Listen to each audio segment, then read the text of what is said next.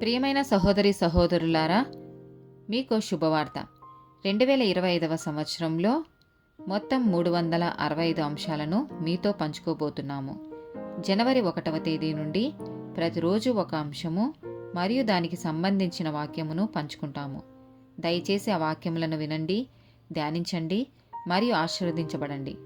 దయచేసి సబ్స్క్రైబ్ చేయండి మరియు మీ స్నేహితులతో పంచుకోండి. ధన్యవాదాలు.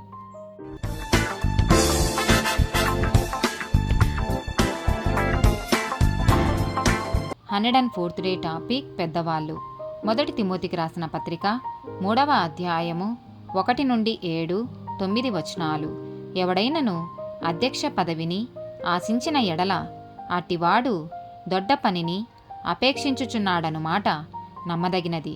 అధ్యక్షుడగువాడు నిందారహితుడును, ఏకపత్ని పురుషుడును, మితానుభావుడును, స్వస్థబుద్ధి గలవాడును, మర్యాదస్థుడును, అతిథి ప్రియుడును, బోధింపతగినవాడునై యుండి, మద్యపానీయు, కొట్టువాడును కాక సాత్వికుడును, జగడమాడనివాడును, ధనాపేక్ష లేనివాడునై సంపూర్ణ మాన్యత కలిగి తన పిల్లలను స్వాధీనపరచుకొనుచు తన ఇంటివారిని బాగుగా ఏలువాడునై యుండవలెను.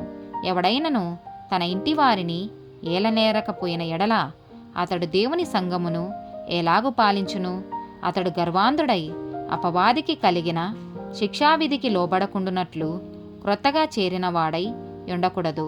మరియు అతడు నిందపాలై అపవాది ఉరిలో పడిపోకుండునట్లు సంగమునకు వెలుపటి వారి చేత మంచి సాక్ష్యము పొందినవాడై ఉండవలెను.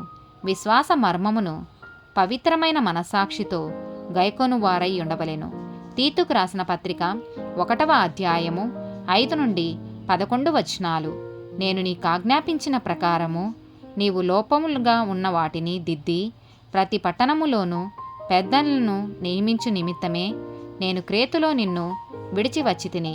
ఎవడైనను నిందారహితుడును, ఏకపత్ని పురుషుడును, దుర్వ్యాపార విషయము నేరము మోపబడని వారై అవిధేయులు కాక విశ్వాసులై పిల్లలు గలవాడునై యున్న ఎడల అట్టివానిని పెద్దగా నియమించవచ్చును.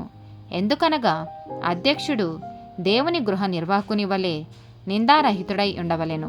అతడు స్వేచ్ఛాపరుడును, ముక్కోపియు, మద్యపానియు, కొట్టువాడును, దుర్లభము అపేక్షించువాడును కాక అతిథి ప్రియుడును, సజ్జన ప్రియుడును, స్వస్థబుద్ధి గలవాడును, నీతిమంతుడును, పవిత్రుడును, ఆశా నిగ్రహము గలవాడునై ఉండి తాను హితబోధ విషయమై జనులను హెచ్చరించుటకును, ఎదురాడు వారి మాట ఖండించుటకును శక్తిగలవాడగునట్లు ఉపదేశమును అనుసరించి నమ్మదగిన బోధను గట్టిగా చేపట్టుకొనువాడునై ఉండవలెను.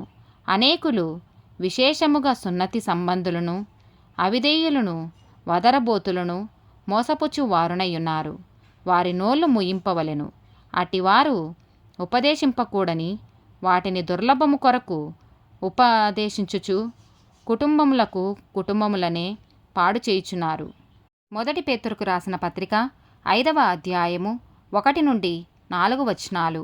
తోటి పెద్దను, క్రీస్తు శ్రమలను గురించిన సాక్షిని, బయలుపరచబడబోవు మహిమలో పాలివాడునైనా నేను మీలోని పెద్దలను హెచ్చరించుచున్నాను. బలిమి చేత కాక దేవుని చిత్త ప్రకారము ఇష్టపూర్వకముగాను, దుర్లాభాపేక్షతో కాక సిద్ధ మనస్సుతోనూ మీ మధ్యనున్న దేవుని మందను పై విచారణ చేయుచు దానిని కాయుడి.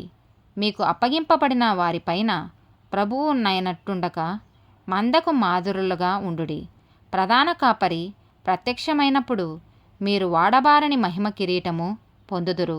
అపోస్తల కార్యములు 20వ అధ్యాయము 28వ వచనము.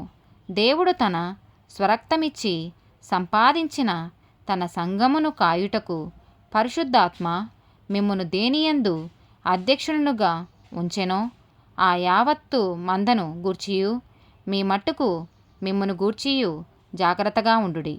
ఆమెన్.